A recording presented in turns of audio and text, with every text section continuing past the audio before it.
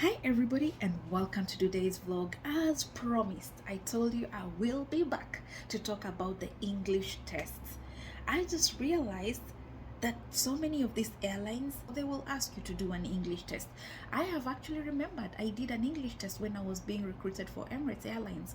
I did an English test. So this English test, they are done in most of the airlines. I remember Qatar, I know they do English tests. Emirates, I just remembered I did an English test. And Etihad Airways, I know because I did an English test with Etihad Airways some time back when I was applying with them. So these English tests are either done online or in person. On your interview day, they might ask you to do this English test, or sometimes they'll send you a link where you have to do it online. So they are usually timely, so keep your time. But let me hold on the tips on how to do these English interviews. I will give you all those tips at the end of this video. For now, let me break it down and tell you what this English test is all about. But before I start, guys, don't forget to give this video a thumbs up, subscribe if you haven't, and comment on the comment section below. Let me know what kind of questions you have when it comes to English test. And guys, please don't skip any advert on this video, because that's the only way I get revenue. This video is not sponsored, as you all know. Okay, good. Let's jump on to today's video. The reason why they do this English test is just to check your reading skills, your language level, and your understanding skills. These three skills will help you pass your English test. So the English test is set in three separate parts. So number one, the first part will be reading comprehension. You remember how we used to have comprehension in school? Like that was something that we were tested on. So you had to read a passage, and then there are several questions where you have to answer. Let me tell you, let me put your hopes up, okay? Don't run away. Don't think that you're going back to school and now, oh, I didn't perform well in English. Let me tell you, if you're Kenyan and you're watching this video and you're starting to get those nerves because you're scared to do a test, let me tell you, let me give you some hope, okay? This exam is not like the way we did our exams. Remember, in school in Kenya, we didn't have any multiple choices. You had to like answer your whole sentence. You had to write down your whole sentence, or type down your answer as a passage, or explain, and you had to explain everything, writing it down. In these exams, it's very easy because it's multiple choices. Okay, I will give you some tips at the end of this video how to ace questions when you're given in multiple choices. All right, there is a formula how you can pass your test when you're handling multiple choices, because I know some of you Kenyans, you've already forgotten how to answer questions with multiple choices, because we are so used to cramming. You have to read and understand so you can pass your exam.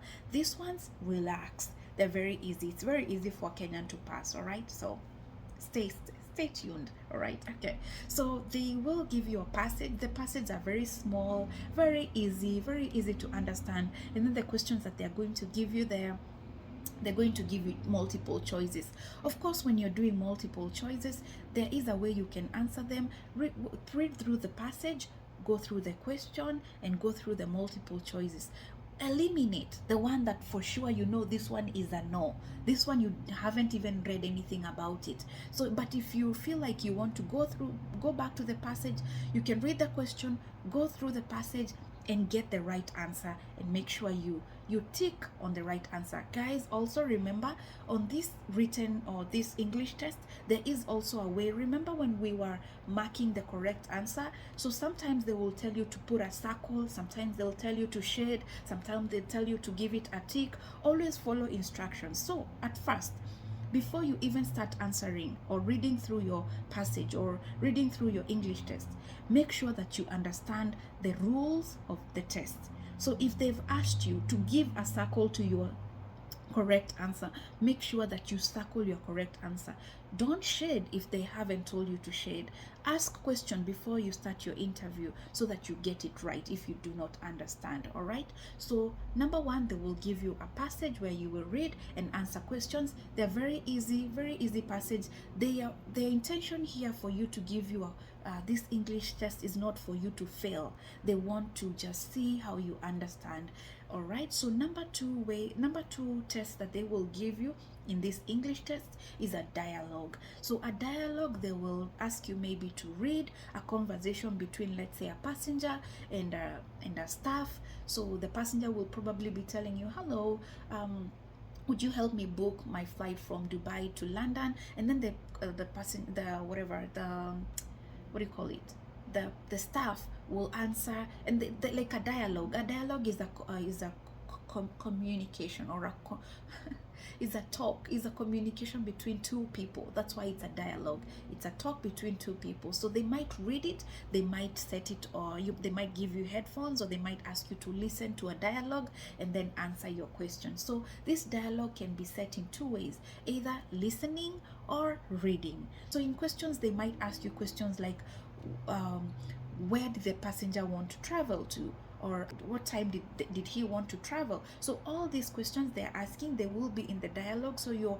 job is just to listen and answer the right question. Sometimes they will tell you, probably the passenger on the phone or in the conversation will say, is there a 1600 flight? So the question they might ask will be, what time is the flight, or what time is the passenger asking? And then the questions will be like, 1600. So they might give you the multiple choices in the 24-hour clock or in the 12-hour clock. So 1600, you all know it's 4 p.m., right?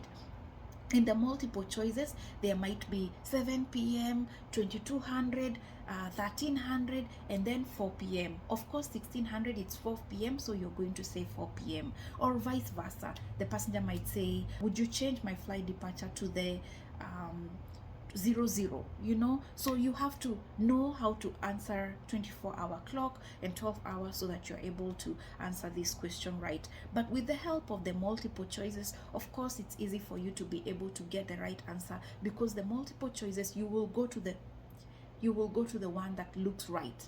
All right, your first instinct. All right, so once you tackle your dialogue, there is also another grammar. This one is like the one we did in like primary school. All right, like our junior school there. You know, remember the the an, the it? Remember those questions where we had to say an umbrella? Show you a photo of like the questions that they might ask so that you guys can understand, and things like that. So guys, that's about it.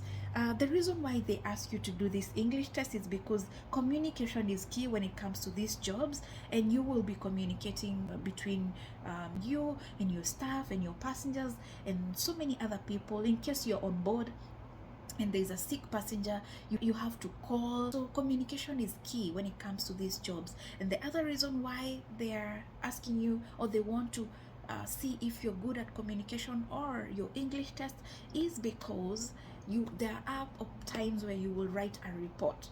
So if you're a crew and there is an incident that happened on board, you have to write down that report. So they want to see, how is your English? Can you communicate well? Can you understand well? How can you read? How, things like those. So those are the main reason why they have to check your English test. So guys, let me give you tips on how to pass this interview. All right. So number one, use the elimination method. When it comes to multiple choices, use the elimination method. Elimination method is like, of course, if they've given you a question like the one I just gave you about the timing 1600, and this other, you already know that 1600 is not 7 p.m. So that one you will say for sure C is not the answer. If let's say they say 1300 and you already know 1300 is 1 p.m., you already know A is not the answer. So if let's say they've said let's say they said 1630 and then the other option is 4 p.m. Now you're contemplating, is it the first one or the second one? And then now you realize, hey, 1630, but up there I had 1600. So where is this 30 coming from? So now you eliminate the 1630 and now you're left with 4 p.m. So that's what that's what elimination method is. Go with the one that looks stronger. Eliminate the one you know for sure. For sure, this one they are testing me. This one can never be. This one is definitely not the answer. So you go for you get closer to the right answer by eliminating the ones that you know that for sure. Never, never, cannot be you. Okay, all right. So the other tip is listen to the question. Listen. If the audio, if you are listening to an or to a conversation or a dialogue on on your headset, listen carefully. Just listen, pay attention, because if you don't listen carefully and they said 1600 and you had 1500, then that might hinder you. And sometimes they will use accents, the dialogue might be from a passenger who's Indian, and they will be like, excuse me madam, I want to make a change. So that accent, listen carefully, be attention, be attentive. Be attentive, okay? Listen to every word so that you can understand.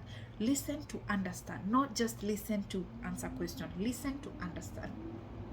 Number 3 is that I want you to relax, because you will have answers there looking at you. It's just up to you to choose the right one. So that's something to, it's, like if you went to schools in Nairobi or in Kenya, you already know we didn't have multiple choices. It's all about cramming. And if you don't know a question for sure, there is no way you're going to answer it, because you have to write it down. So if you're nervous about this, just relax, because it's a multiple answer questions, okay, where answers are actually looking at you. Okay, the other thing is, go with your instinct. If your first instinct tells you your answer is A, and you go through your passage and you're like, this one is my first, this one, I feel like deep down in my gut it tells me that this is the answer, go with it. Because if you start doubting yourself and start changing answers, it might cost you. So go with your first instinct. If there is a way you can go back to the passage, if there is a way you can re-listen to the conversation to get the right answer, do it. The other tip is keep time. These questions, they are always timely mannered, so they will set a time where they will tell you have 20 minutes or you have 30 minutes to finish this test. Guys, keep time. All right, if you don't know a question, you can skip and go to the ones you know and then come back, but make sure you keep time.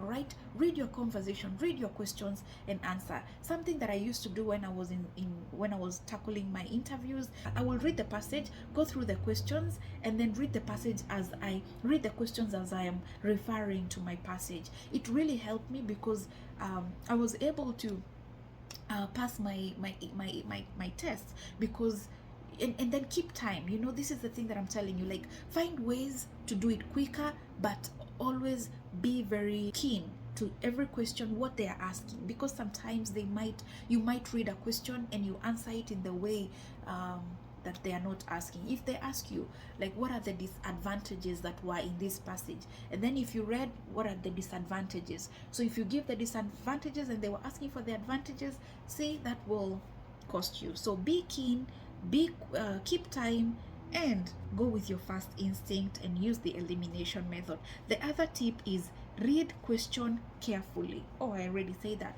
Read your question carefully. How to answer. Instructions too. Read your instruction carefully. If they said your answers should be circled, circle your answer. If they want you to put an X on the correct answer, put a correct answer. Don't do the opposite, because that will cost you. All right. The other thing is be positive. We are all about positive vibes here. All right, and this is the reason why I'm giving you these tips way before they ask you to go for an interview, so that you can prepare yourself, so that when you go for those interviews, you will at least have a little bit of confidence, knowing that you already know a thing or two of what happens when you do this test or when you go for this interview. So be positive. Trust in yourself, believe in yourself. If there's one thing that really carried me through, because I applied for these jobs over and over again, and every time I applied, I told myself that this is my time, and if this is not my time, I will give it another shot. So be positive, don't give up, believe in yourself, tell yourself that you can pass these jobs, that you can get these jobs. All right, so guys, that's about it. Those are the tips that I wanted to share. English tests are actually very easy, but they can be hard depending on how you handle them. So your attitude towards them will matter a lot. All right, so thank you so much for sticking through this video until the end, and I hope that you've learned a thing or two. Don't forget to give it a thumbs up, a comment. Let me know what you think. Watch the adverts, guys. Watch the adverts. I will really be glad to get a little money so I can buy myself a bottle of water. A bottle of water. So I can, quench my thirst as I give you more tips. Because as you know, talking is a lot of work. Hey, a lot of work. All right, guys. Until next time. Bye bye.